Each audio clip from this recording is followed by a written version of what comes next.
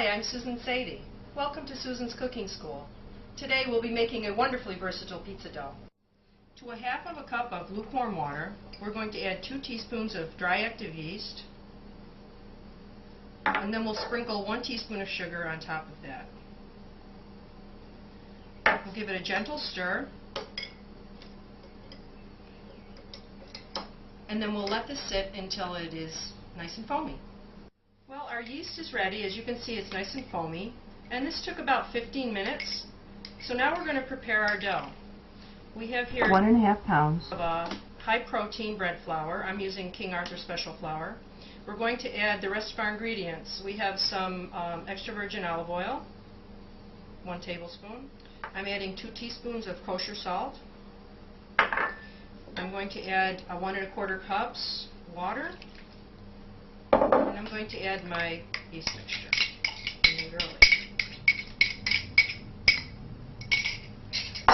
Now we're going to mix this into a dough. We'll start in the bowl and incorporate our ingredients, and then we're going to dump it out onto the counter and knead it. If you need to add extra liquid, or if the dough feels too wet and you want to add extra flour, this is the time to do it. Through experience, you'll begin to notice whether your dough has the right proportion of ingredients. On a humid day, you may need to add less water, and if it's dry in the winter, you may need to add a little more liquid. So I've got my ingredients incorporated. Now I'm going to start the kneading process.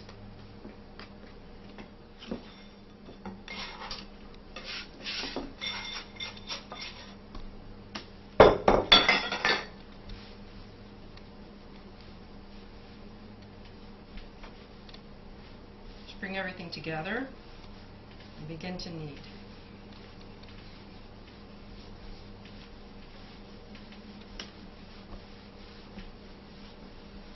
Your dough should become smoother and less sticky as you continue kneading. First, I'm just going to try and incorporate all the bits of dough that came out of the bowl, and as it comes together more, I can actually start my kneading. I like to use a process that applies my whole body weight against the dough by rocking back and forth and kind of pushing and pulling the dough to me. This way it's not quite as tiring, and you can get a really strong knead, which is very important. We'll just continue this until the dough is smooth and thoroughly kneaded. There are a couple other kneading techniques that you can use, especially if your dough is a little sticky. My dough isn't sticky at all today, but one technique you can do is to pull the dough towards you and keep folding it over. And this will help if you have a particularly sticky dough. And you can keep folding the dough this way with the heel of your hand. This is a more traditional method, folding and pushing. But the dough tends to get a little tight when you do that and makes it a little difficult to continue kneading. So you can alternate back and forth between the 2 different methods of kneading. So you can see this is nice and smooth now. It's not too dry. So we're going to round the dough, and we do this by folding over, bringing the dough together and making a smooth surface along the top that's going to hold in all the carbon dioxide produced by our yeast and get nice and light. So I've rounded my dough.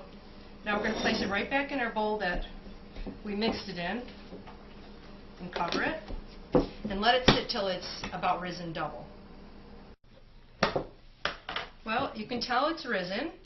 Now, one of the ways to tell if it's risen enough is we'll just touch the dough gently and see if the indentation stays. Well, you can see that stayed pretty nice. So now this dough is ready to be divided and rounded. Put a little flour on my counter.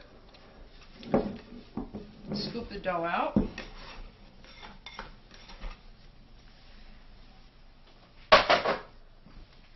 And now we can divide this dough. I'm just going to sprinkle a little flour on top. You don't want to add too much flour. We'll divide this dough into some large pieces and then into some smaller ones. There's a couple larger ones, and now we'll do some small These will be like individual servings pizzas.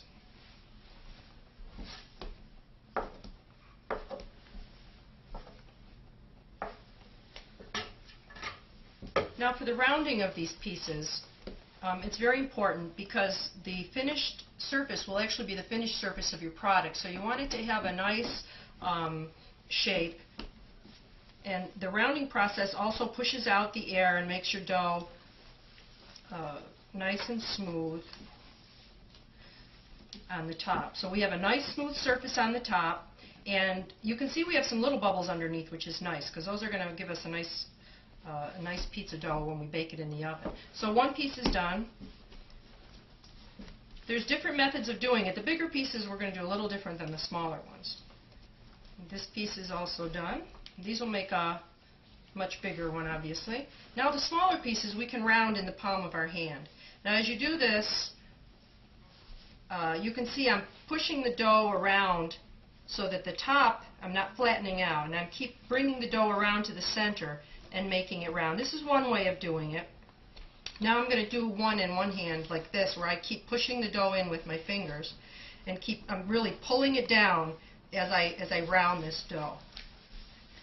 And then I'm just going to pinch the bottom, and that's ready. Then when you get more advanced, you can do two at the same time.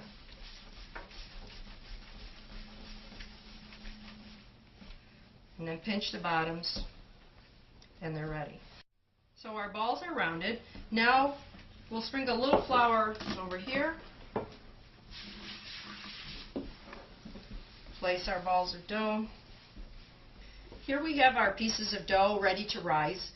This will be their final rise before we bake them and stretch them out and bake them. And I'm just going to cover it with a piece of plastic. I'm using a food storage bag that I've opened up to cover these with. We'll just let these rest until they're ready to go, about 1.5 times in size. Okay, let's uncover our dough. It's thoroughly rested and it's risen to about 1.5 times in size. Now we're going to stretch the dough and it'll be ready to bake. I'm just going to put a little flour on my hands and on the counter. First we'll do one of the larger pieces. Well, the first things I do for a regular sized pizza is I make a ridge around the outside. And then I press down the inside. This will be our outer crust. Now, when you pick up the dough, you can start stretching it out from the center. And kind of try and stretch it out evenly. And I'm just pulling and stretching. You want to be careful to tear, but if your dough is kneaded well, it shouldn't tear too easily on you.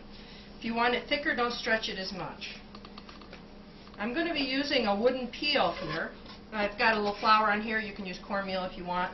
And I'm going to place my dough on the peel. If your piece of dough is bigger than your peel, it's a little difficult to get it off onto the stone in the oven. So when you go to put this in the oven, put this on the edge of your stone, just shake a little bit, and the dough comes right off. So that's it for this big one. We'll put this to the side, and then I'll show you how to do these little ones. Just put a little olive oil in the bottom of this pan and spread it around.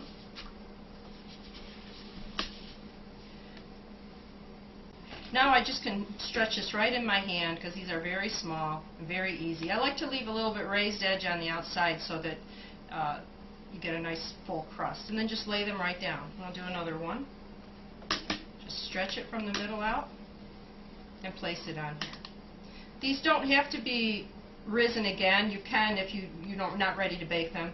And you can put fillings on here or cheese, however you want to do it, and these are ready to bake. They can also be baked in a 400-degree oven. And that's it.